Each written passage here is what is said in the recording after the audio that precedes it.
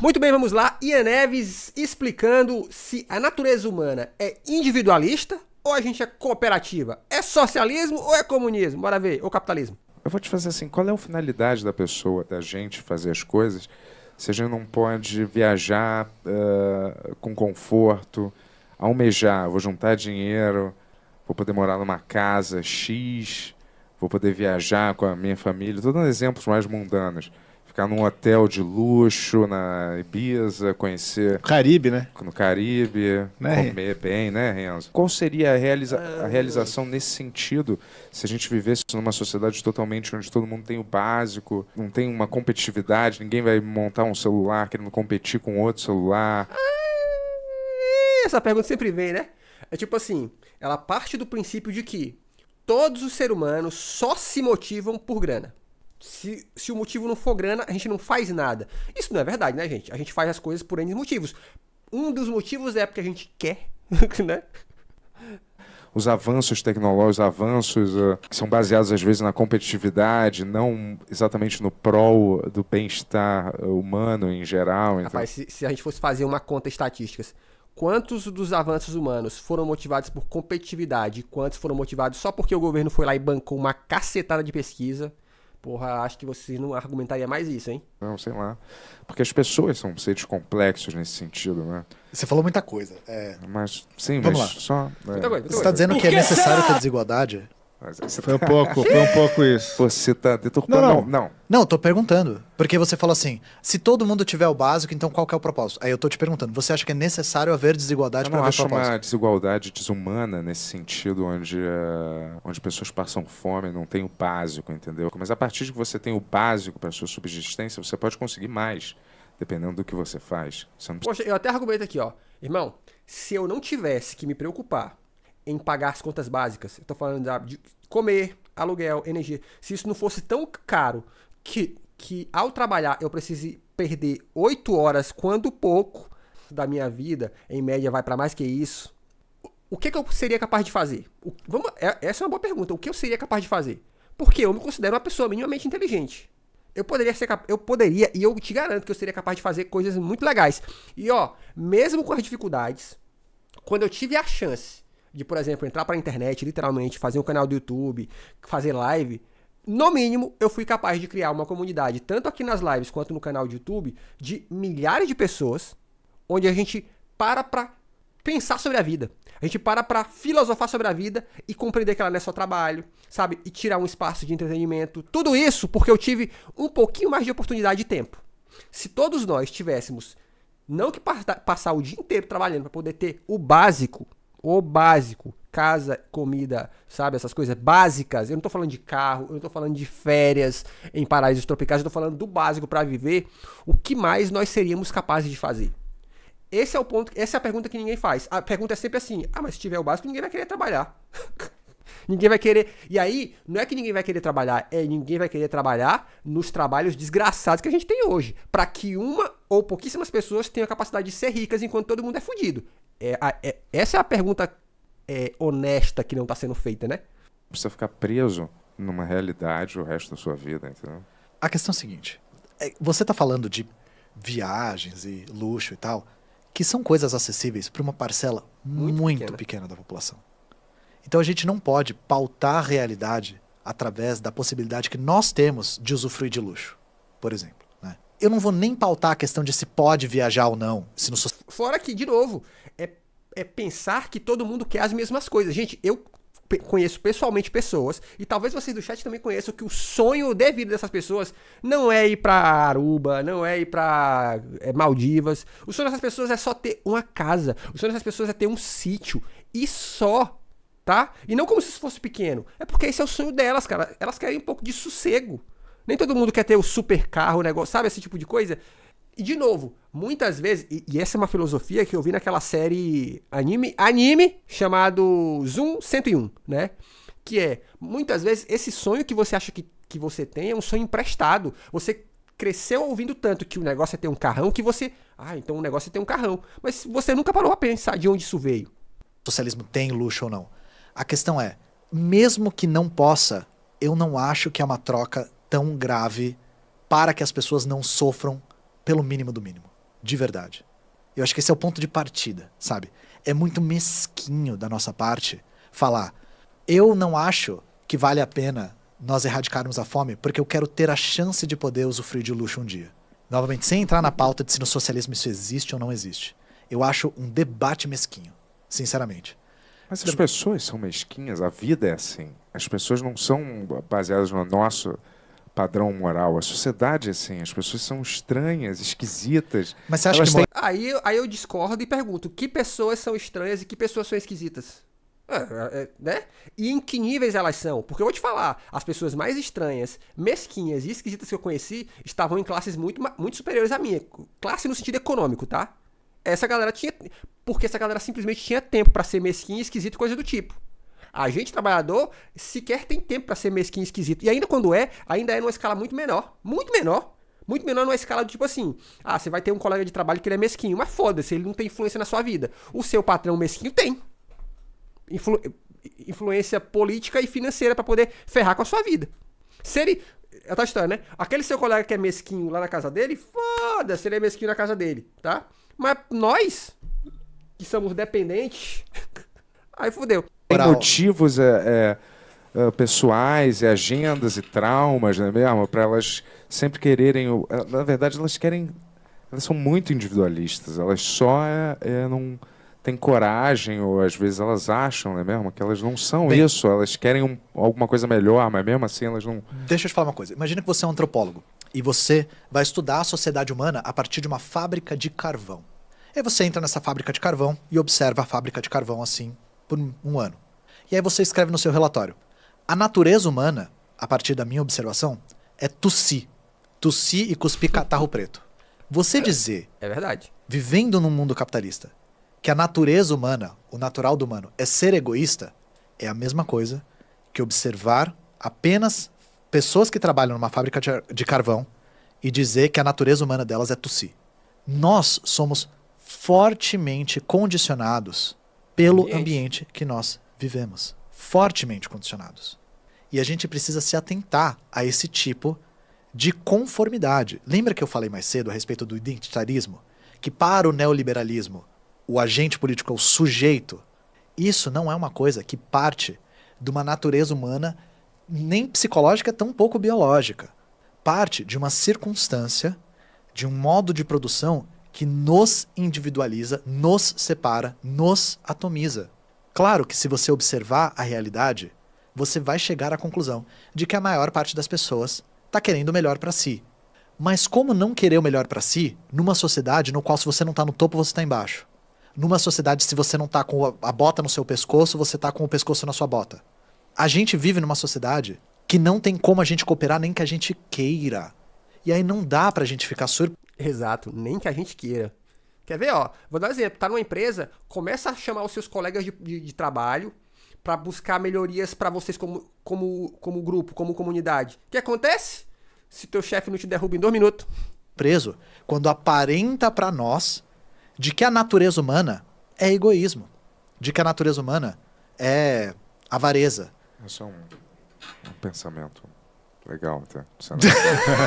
Eu ganhei o Bento com um pensamento. Tava vendo. Sim, você tem razão nesse sentido, né? Mas Olha aí, ó. O capitalismo só pode se desenvolver depois de destruir os laços comunitários que existiam entre uma determinada comunidade e sociedade. Isso é verdade. Gente, tanto é que olha o que geralmente o patrão faz quando ele tem um funcionário lá que ele considera melhorzinho. Ele chama esse cara e fala assim, ó, eu vou te pagar uma grana a mais, mas tu vai ter que ser o cagueta dessa galera. Porque o encarregado geralmente é isso, né? Você vai ter que ser o cagueta da galera. E aí você vai ganhar um pouco a mais. Então, a primeira coisa que começa a acontecer é os seus pares, os seus companheiros de trabalho começam a te enxergar com outros olhos. Não é à toa, obviamente, né? Porque eles já desconfiam que algo de errado não está certo. Mas é isso. Para o capitalismo se manter, ele precisa realmente atomizar o ser humano. Precisa, não, ser mais parte de um coletivo, é só você por você, tá? acho que você é condicionado, você é inserido, né, involuntariamente numa sociedade que já está estabelecida. Quando você nasce, você não tem controle nem por... E a verdade é que isso é tão mentira que, de novo, fica fudido e vai morar na periferia. Você vai ver como rapidamente as pessoas dessa comunidade vão te ajudar em alguma instância, vão te ajudar. Assim como os ricos fazem isso, mano. Sabe? Em alguma instância também fazem. Então não é que a sociedade, todo mundo é simplesmente egoísta. Não é tão assim. As pessoas sempre vão se organizar em grupos. Sempre vão se organizar em grupos. Né? O que acontece é que se trabalha paulatinamente para que um grupo se ache superior ao outro.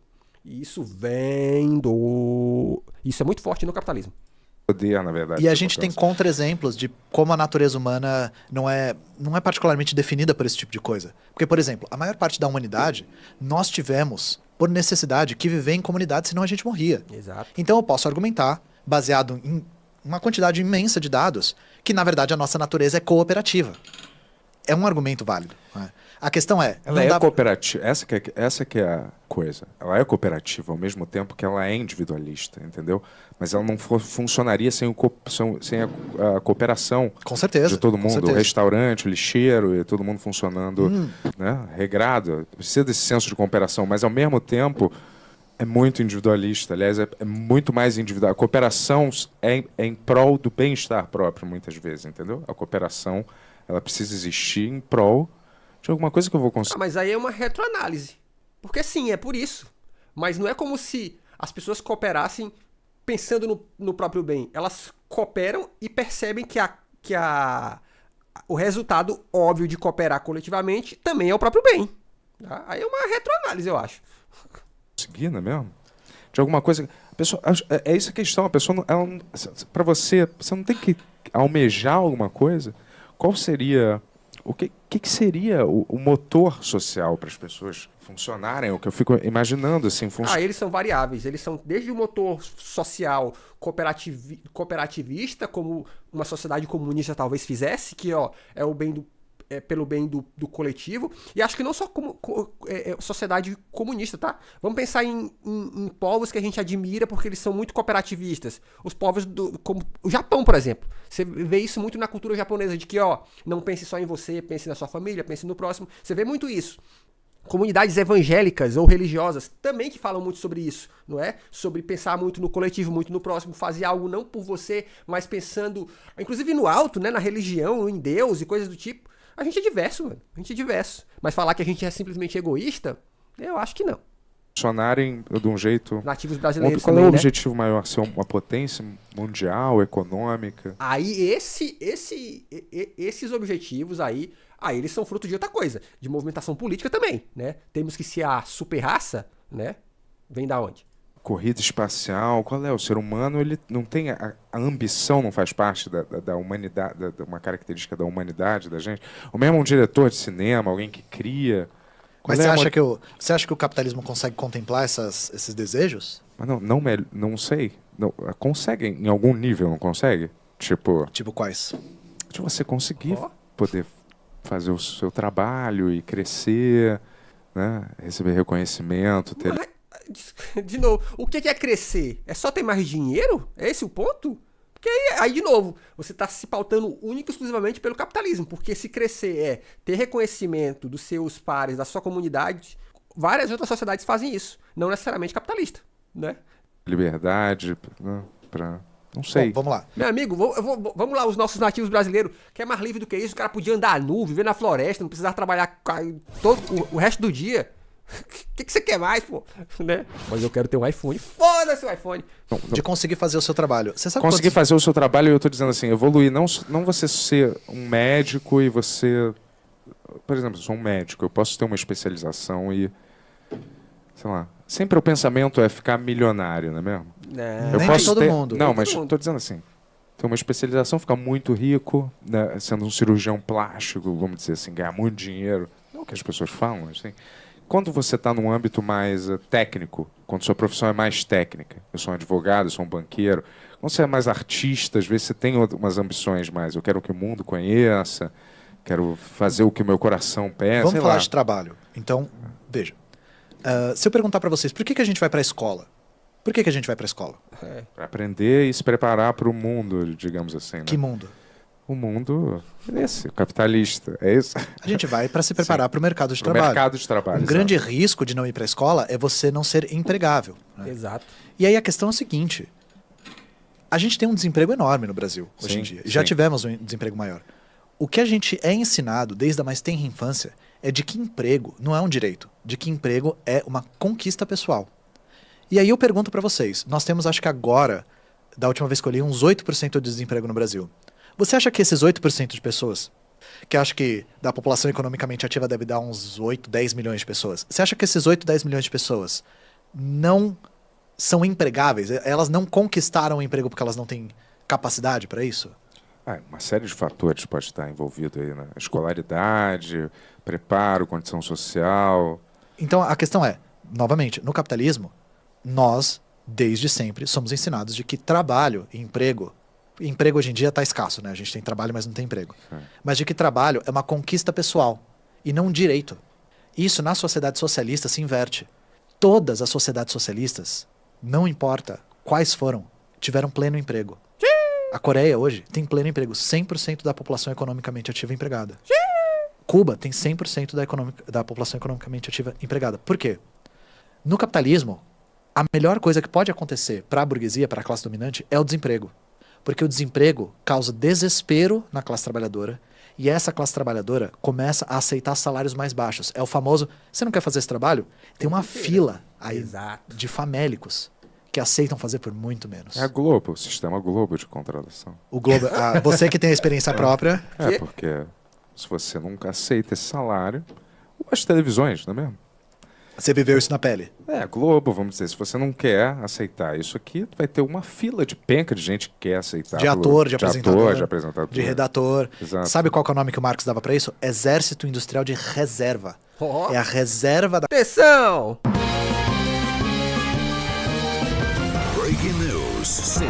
Comunista, invoca o livrinho, invoca o Carlos Marx. Flutuando. A classe trabalhadora, que serve para pressionar os salários para baixo. Exato. Qual que é a questão? A gente teve uma empregabilidade histórica, justamente no governo Dilma. E só para lembrar que semana passada a CNN estava lá chorando, ao vivo, falando, o desemprego caiu, isso é um problema, hein? O Banco Central já disse que isso aí é um problema, hein? Por quê? Porque o desemprego vai causar inflação. Cara, que viagem. O desemprego caiu para a baixa mais baixa que já teve na história. E a gente viu, nós que fazemos parte mais da classe média, a gente viu um pequeno exemplo disso. Lembra que a classe média reclamava muito do preço da faxina e da diarista nessa época? Por que que o valor das diaristas estava tão alto? Porque o Brasil estava com uma alta empregabilidade e tinha menos exército industrial de reserva, ou seja, menos pessoas se dispondo a fazer faxina por preços baixos. E aí o Paulo Guedes veio exagerando, falando que tem empregada indo pra Disney, né? Que viagem, né? Vocês entendem onde eu quero chegar? Sim. Para a burguesia, o desemprego não é uma coisa ruim. O desemprego é uma bênção. Te pergunto outra coisa.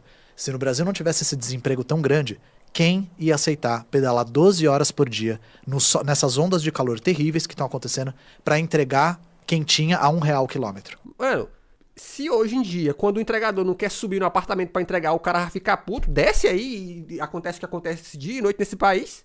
Ninguém ia fazer isso. Ninguém. O Brasil encontra terreno fértil pro iFood por causa do desemprego. Mas isso não seria uma questão mais ampla? Todos esses empregos, na verdade, socialmente, eles não deviam acabar? Eles não deviam existir. Delivery é um deles. Devia ser uma máquina, um drone, qualquer um. E esse emprego não tem mais. Sabe como é que era, por exemplo, na União Soviética? Todo mundo morava... Como é que as casas são distribuídas, né? Eu falei que na Coreia não tinha aluguel. Bom, uma coisa que pergunta é, como é que se escolhe uma casa, então? Como é que, eu escolho uma casa ali, uma casa aqui, né? As casas são determinadas de acordo com o lugar que você trabalha. Então você mora, geralmente, a ponto de poder ir a pé até o seu trabalho. A maior parte das pessoas come no trabalho e todos os distritos têm restaurantes populares, que é uma espécie de bom prato para todo mundo com preço quase simbólico. Então isso meio que elimina a questão do delivery, porque as pessoas têm acesso a comida barata em todos os lugares. Porque por que você come na rua? Porque é tão longe para sua casa que o custo de ir para casa comer se torna prejudicial, seja porque é longe demais e você vai se atrasar para o seu trabalho, porque é um crime se atrasar para o trabalho, né? Ou porque se você comer na rua sai mais barato do que o custo que você vai ter de ter que se deslocar até em casa, fazer almoço e voltar pro trabalho. Não é verdade? É isso.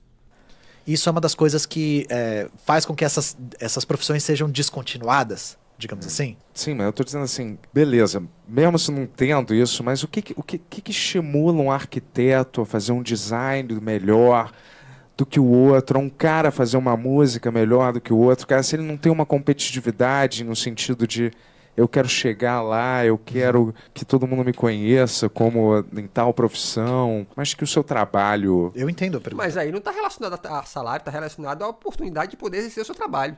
E aí eu posso falar aqui do meu ponto de vista, ou aqui do Bento Ribeiro. Eu já fiz música muitas vezes na minha vida, muitas. Eu tenho, sei lá, eu tenho mais de 30 músicas feitas por aí, jogadas pela internet. Mentira, não tá na internet, tá fiz aí, tá na minha cabeça, algumas estão em algumas nuvens da vida.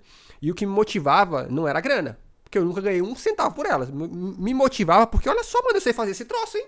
Artista, e aí estamos levando para o âmbito de trabalho artístico, né? Porque é diferente do trabalho normal. O trabalho artístico a gente faz não porque a gente ganha dinheiro, irmão. Me fala um artista que um dia acordou e falou assim: vou virar artista só pensando na grana. Não é assim que acontece. Você vai se expressando e você vai vendo que você tem talento, que consequentemente, quiçá, talvez, você consiga ganhar alguma grana daquilo. Mas a grande verdade é que a maioria dos artistas do mundo não ganham R$1 por isso, né? Não ganham um centavinho por isso, mas fazem porque a arte é isso, né? Ela pulsa no nosso coração. Agora, do ponto de vista de trabalho, a gente faz muitos trabalhos, não porque a gente quer, a gente faz porque precisa, do ponto de vista de grana mesmo. Que Você é recompensado de algum jeito? Exato, nós não temos uma motivação muito boa para ir além. Isso, qual é? Então, antes de argumentar, eu já posso dizer que quando a gente teve experiências socialistas, isso não se confirmou. Nós tivemos, por exemplo, na União Soviética, mesmo sem esse incentivo, um avanço tecnológico muito grande. Para vocês terem uma ideia, a União Soviética pousou em Vênus na década de 70. Sabe quando a gente pousou em Vênus de novo? Nunca. Nunca mais. Por que será? A gente só pousou em Vênus como humanidade quando a União Soviética tinha um programa espacial. Aí hoje o Elon Musk, vou mandar um carro para Marte, todo mundo, uau, ao meu irmão, foda-se um carro em Marte. A União Soviética fez o primeiro protótipo de telefone celular. Quando tinha televisão nos Estados Unidos, lá na União Soviética tinha também. Que era uma televisão da década de 40 que eu acho muito charmosa, inclusive, que ela tem uma telinha pequenininha e um vidro na frente que você tem que encher de água destilada para ela ampliar a imagem. É um negócio super steampunk das ideias. Caralho! Assim. E isso eles tinham lá. Qual que é a questão? Eu sempre falo isso porque eu venho da academia, né? Eu fui pesquisador na faculdade e tal.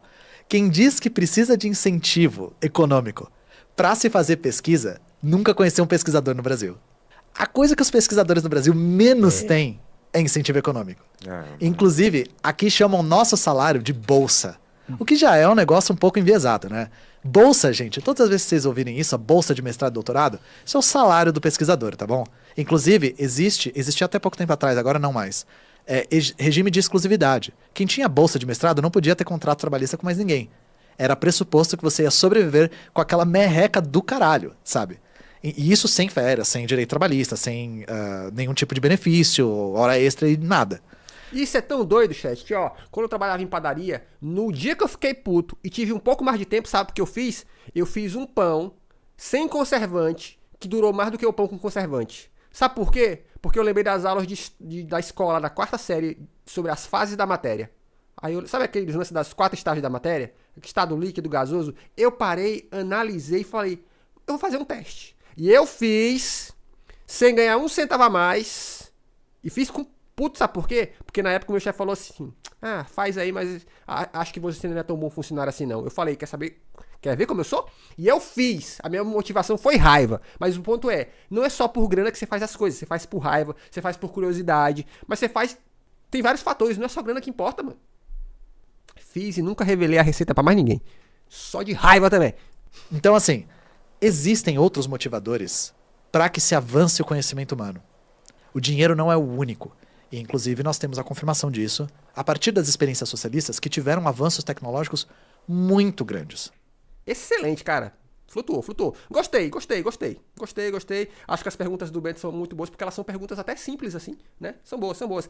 Excelente, mais uma vez. Se inscreve no canal, aqui tem vídeo todo dia. Obrigado.